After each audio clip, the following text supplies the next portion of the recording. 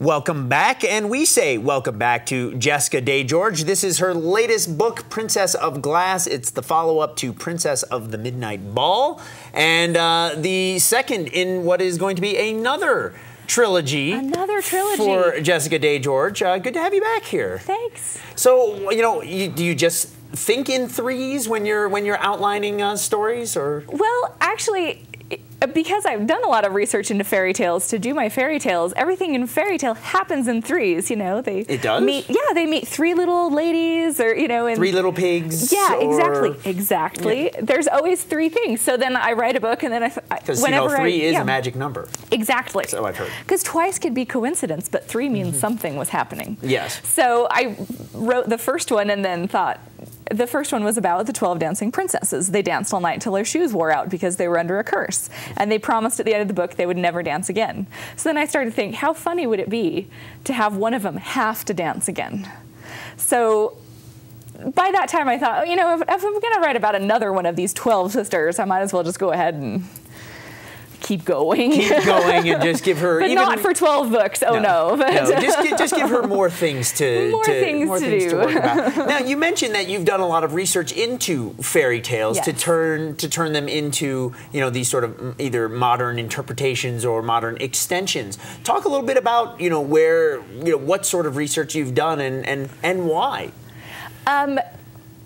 Because they wouldn't let me do fantasy books in college, because you can't get a degree in I know a lot about fantasy books. Really? Otherwise I took a fantasy and science fiction class. But it was one class. Yeah, that's true. So I did comparative literature, which is reading non-English literature. So you pick a language, or two languages actually, then you pick something in those languages you want to read. So I picked German and Norwegian, and they're both really known for their fairy tales. You have the Brothers Grimm in Germany, and you had two guys named Asbjørnsen and Mo in Norway who went around collecting all the fairy tales. You can snicker at the names, it's okay. No, that's fine.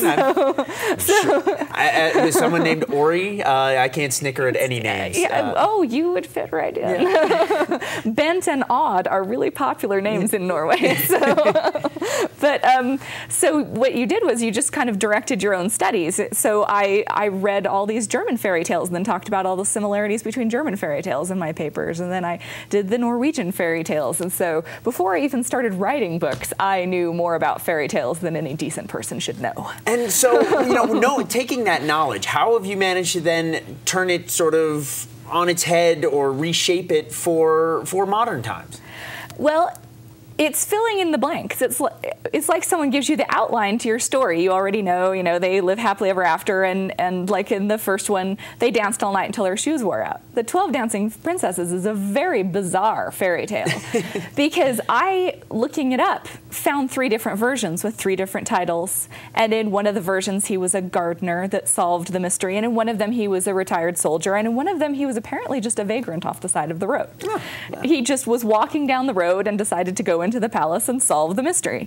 So I kind of combined all those things. He's an ex-soldier who was homeless and then becomes their gardener. So you can kind of do what you want with it. And then at the end of the story, it says, they lived happily ever after and they never danced again.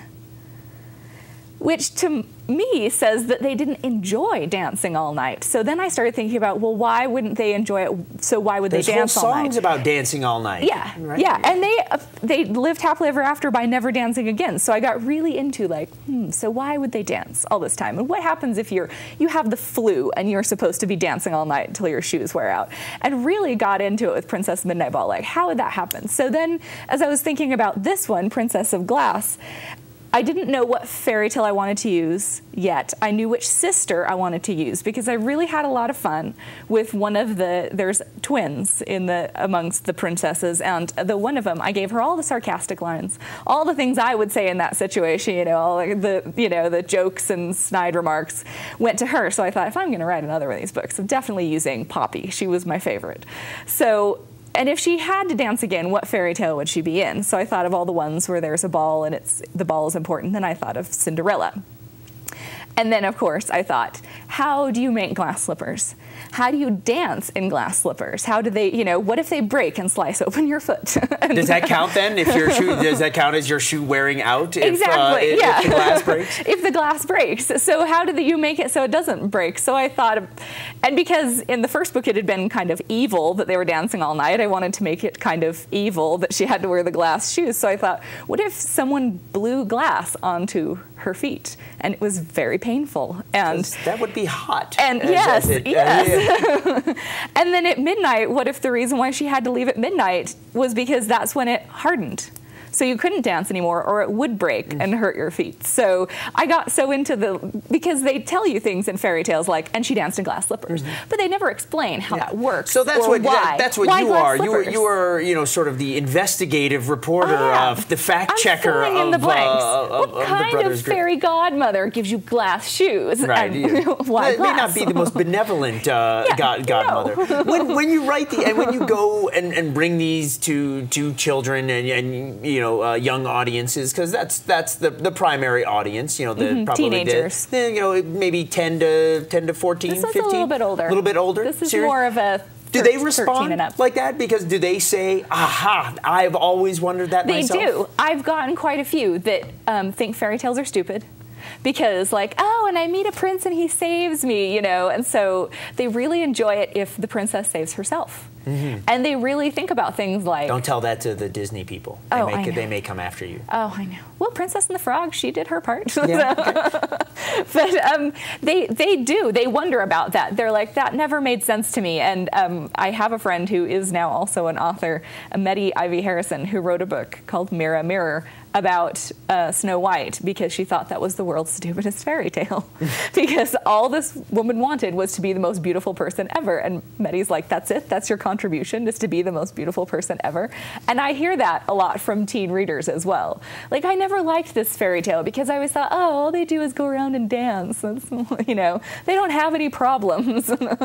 Ooh, shoot, my problem is I have to dance all the time, So they really, they understand that the fairy tale is not the real world, and they want something more from it a lot of times. Well, this is not your typical rave as well. A few after your 12th waltz, you might be ready for something else. Yeah. Now, we mentioned that this is part of a trilogy. You haven't actually started on the third book, but you've got another project coming down the pike next year. I do. I am starting a new series, because I like to start these series and stack them. You're like the fairy princess who had to keep writing books. I do until my fingers wear out. Isn't there some little gnome or an elf that's going to come? While I sleep, elves write my books. Yeah. That would be awesome. Yeah. But no, I love it. But I have a series coming out. The first book comes out next September, and it's called Tuesdays at the Castle.